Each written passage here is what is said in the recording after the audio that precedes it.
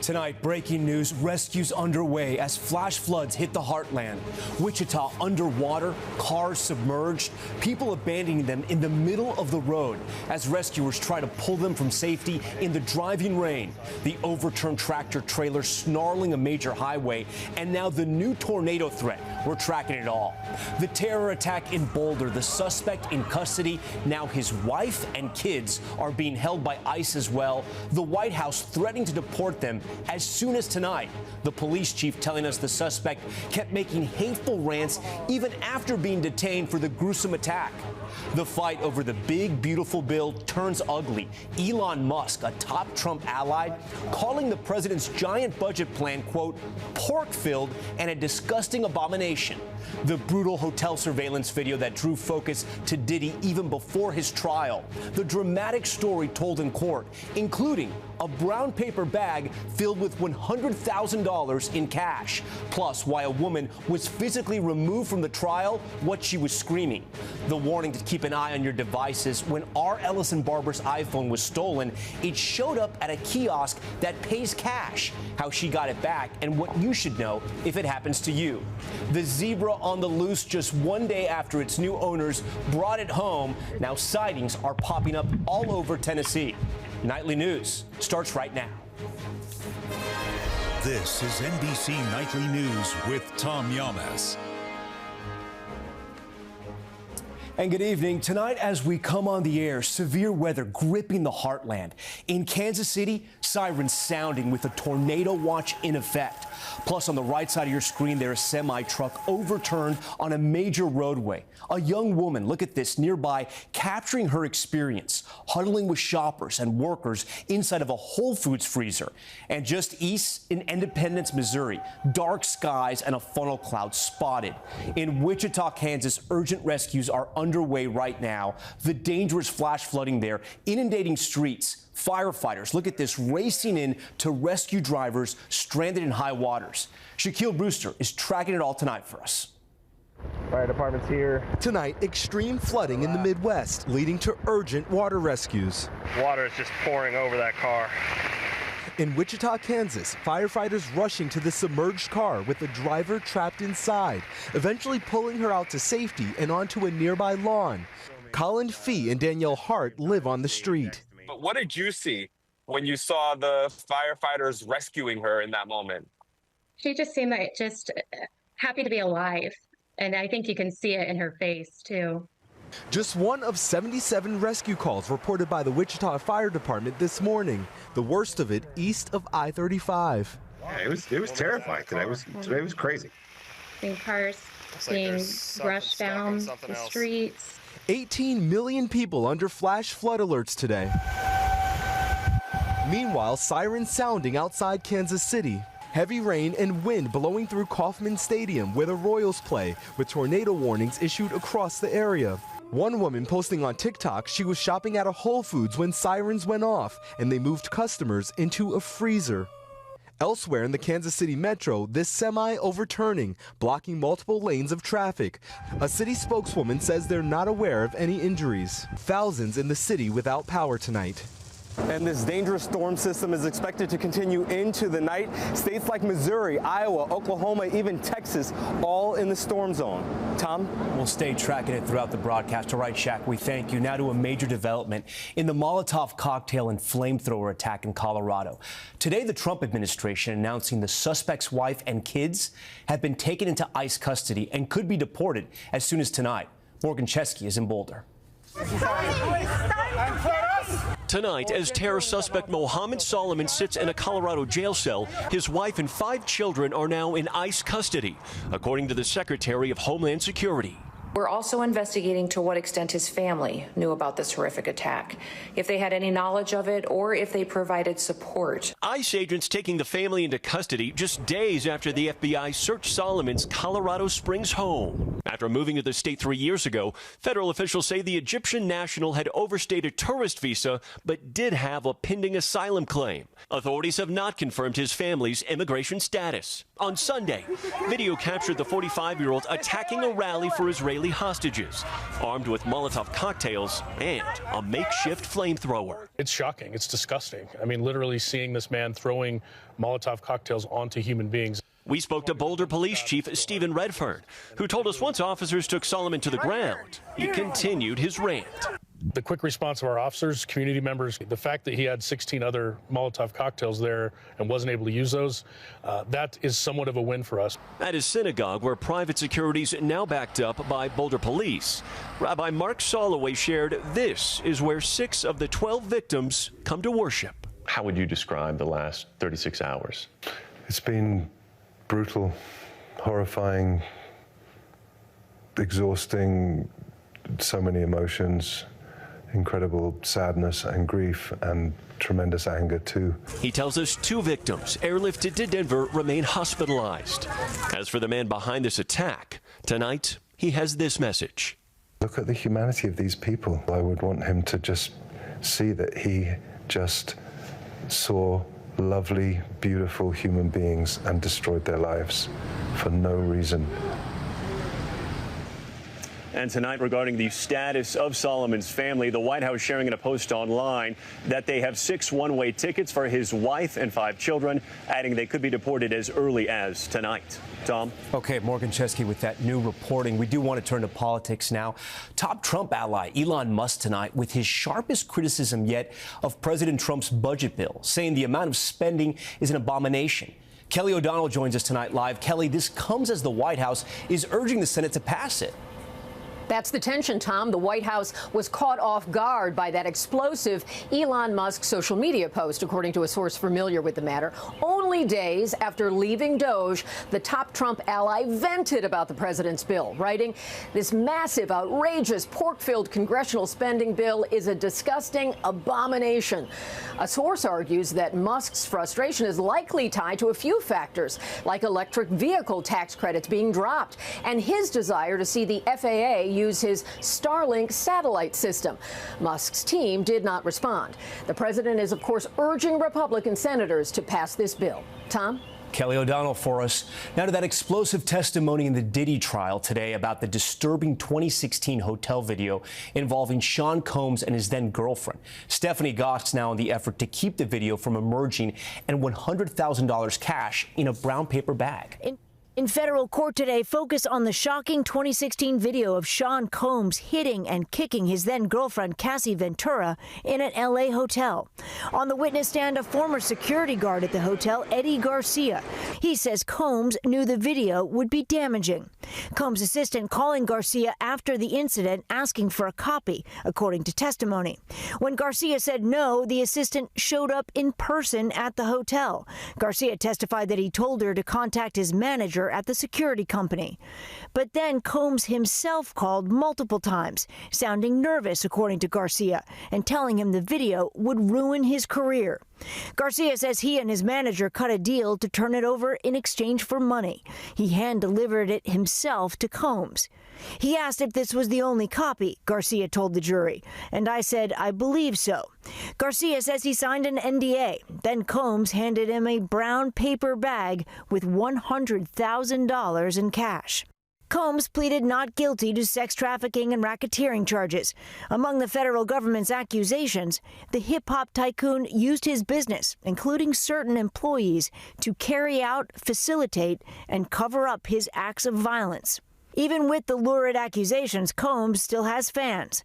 A woman standing up in court today screaming profanities and yelling, "It's not right what they are doing to him." The judge had her quickly removed. Stephanie Gosk, NBC News. And a major development tonight in the search for those 2 remaining inmates after that jailbreak in New Orleans. One of the fugitives appearing to post a video with a message to his followers. Here's Priya Sridhar with that video. Tonight, a new video circulating of one of the 2 New Orleans inmates still on the run. They said that I broke out. I didn't break out. I was let out. My name is Antoine Massey. The social media post appears to show 32-year-old Antoine Massey, who escaped from the Orleans Parish prison with 9 other inmates on May 16th. Massey faces charges in multiple parishes. He's now claiming that many of those charges are false. All allegations against me is false. Authorities have not verified the authenticity of the video, but Massey's mother and pastor confirmed to NBC News that it's him on camera. The Orleans Parish Sheriff's Office says they're aware of the post and in a statement wrote, quote, "If the individual depicted in the video is indeed Antoine Massey, we strongly urge him to come forward and turn himself in to the proper authorities." Pastor Robert Brown says he's close with the family. We're extremely happy that he's alive, and we are assured that at some point he's going to reach out to one of us to turn himself in. Antoine's mother, Shakita Massey, let me get her on the line, telling us through Pastor Brown that she's begging her son to turn himself in. If you do nothing else, do this for Mom, and I promise you, with every breath in my body that God give me, we're going to fight this out the right way. Authorities are now offering up to a $50,000 reward for each of the 2 inmates who remains on the run. Tom? All right, Priya, thank you for that. Now to another astonishing attack by Ukraine against Russia. This time, underwater explosives detonated on a critical bridge. Here's Keir Simmons. Tonight, another stunning Ukrainian operation against Russia. An explosion striking pillars of the Kerch Bridge connecting Russia to Crimea. And again, video of the attack released by Ukrainian security forces. The blast sparked by almost 2,500 pounds of underwater explosives, the Ukrainians say. And it comes 2 days after Ukraine targeted Russia's long-range bombers in another astonishing covert operation. Drones full of explosives launched remotely to attack the jets. You can see one leaving this truck parked near a Russian military base. Both attacks were months in the planning, Ukraine says. Russian President Vladimir Putin commissioned the bridge and personally opened it in 2018. Today is the 3rd time it's been struck. In 2022, a massive blast ripped it apart, closing the crucial military supply and civilian road and rail line. We were there when it reopened 2 years ago. This is where that explosion hit this bridge at around this time in the morning. This latest strike, more evidence Ukraine is going on the offensive, aiming to pressure Putin to compromise. Tonight, Tom, after 2 attacks against targets President Putin highly values, there's no word from the Russian leader. The Kremlin promising retribution. Tom? Keir Simmons again for us tonight. Keir, we thank you. Tonight, a real eye-opener of a story based on the experience of one of our own correspondents.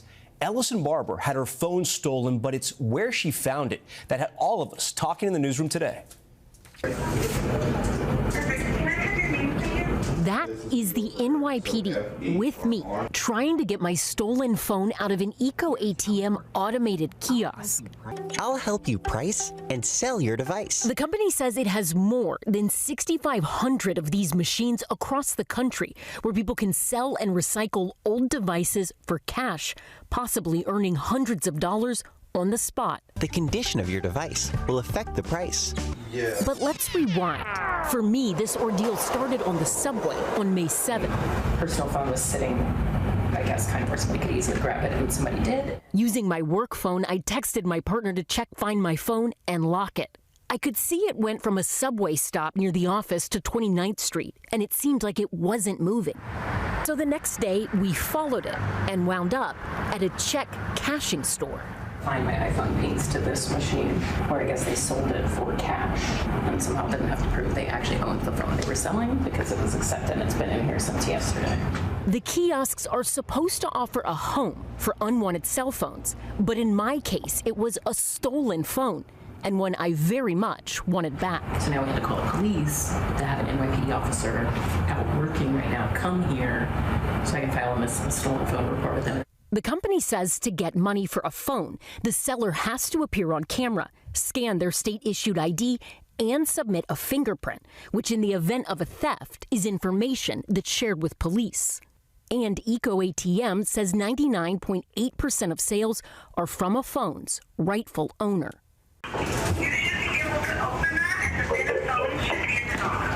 But in the case of a stolen phone like mine, the company has to give police access to the machine, which thankfully for me, since my phone was still in there, led to a sweet reunion. And Ellison joins us now on set. So, Ellison, you got your phone back. Got the phone. That's Yeah. good news. Someone likely got hundreds of dollars for sticking that phone into the machine. But the company is adamant they are not incentivizing stealing iPhones. Right. And as you heard in the piece, in order to sell a phone, you have to show, and they scan your ID. They take a photo of you. They even get a fingerprint, and they will give that information to the police if they want it, which in my case, they did. But ultimately, where it goes from there, that's up to local authorities. All right, Ellison Barber for us. Ellison, we appreciate that. Next, when a delivery driver came back for a cash tip, he allegedly brought a gun. The confrontation captured on video. Sam Brock has that story next. We are back now with a confrontation caught on camera. A DoorDash delivery driver, allegedly upset over a tip, showed up to a family's door with a gun, demanding more money. That's when Grandpa stepped in. Here's Sam Brock. In a quiet suburb of Washington State Thursday morning, a knock on the door and a sign of chaos with breakfast. I put up my hand and I said, hey, stop. You're too close. Anthony Volino confronting, then ripping a firearm away from his daughter's DoorDash delivery driver from the previous day, who he says returned to demand a cash tip. Police say the driver was arrested for harassment, DUI, and assault. The altercation captured on video from Volino's home. In the house at the time, I had 4 kids under the age of 4. As the grandfather emptied bullets from the gun, he told his daughter to call for help. My 3-year-old granddaughter, I could hear in the back of my head yelling, Papa, Papa. Worried the weapon could have been fired at his grandchildren or daughter, who he says ordered roughly $100 worth of groceries the day before and did tip on her phone. It's just the latest run-in involving app-based deliveries that have ranged from the impolite. It's a nice house for a $5 tip. A Texas man cursing out a $5 tip on a $20 pizza order, to the disgusting, to even violent incidents, like a Florida woman arrested for stabbing a pregnant customer. With the Washington confrontation, DoorDash telling NBC News the company has a zero-tolerance policy for harassment of any kind. What happened was unacceptable, and the dasher involved was immediately deactivated. Thankfully, no one was injured, but nerves certainly shaken. Sam Brock, NBC News. All right, when we return, missing for 18 years, why the search for Madeline McCann is heating up again right now. That's after this. We are back now with a major update in the decades-long search for Madeline McCann. German prosecutors say they are launching a new search operation for the 3-year-old British girl whose 2007 disappearance from a resort in Portugal gripped the world. They're searching an abandoned building near the resort. Authorities' prime suspect, 48-year-old German Christian Bruckner, a convicted rapist, denies any involvement in that disappearance.